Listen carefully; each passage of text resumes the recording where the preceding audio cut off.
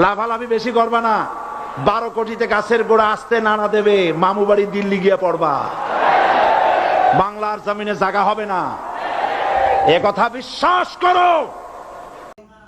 প্রত্যেকটি নেতাদেরকে বাংলাদেশ থেকে শিক্ষা নেওয়ার দরকার, সেখান থেকে ইবরত হাসিল করার দরকার।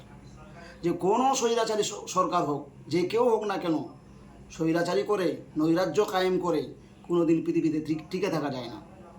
ফেরাউন পারেনি, নমরুদ পারেনি, আজকেও যত পৃথিবীতে সরকার রয়েছে তারাও যদি জনগণের উপর অত্যাচার করে তাদের হককে যদি নষ্ট করে, তাহলে জনগণ যদি রেগে যায় আর রাস্তায় চলে আসে, তাহলে সরকার পালানোর জায়গা পর্যন্ত পাবে না। এই জন্য বাংলাদেশের একজন শ্রেষ্ঠ একজন আলেমে দ্বীন তিনি বলেছিলেন যে সময় আসবে এরকম যে তুমি ইন্দুরের গর্ত পাবা না পালানোর জন্য। আজকে দেখুন আলেমদের কথা সত্যি হলো। হাসিনার এমন পতন হয়েছে, পালানোর জায়গা সে পাচ্ছে না, কোনো দেশ তাকে নিতে চাচ্ছে না। আলেমের উপর এরকম জুলুম আর মানুষের উপর এইরকম জুলুম আল্লাহ রাব্বুল আলামিন উপর থেকে এটা সহ্য করেন না।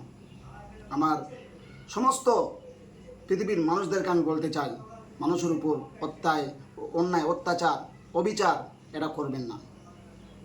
প্রতিনিয়ত অনবরতভাবে যখন আপনি অন্যায় অত্যাচার করবেন, সময় আসবে একদিন, সেই দিন কিন্তু আপনারও হিসাব নেওয়া হবে।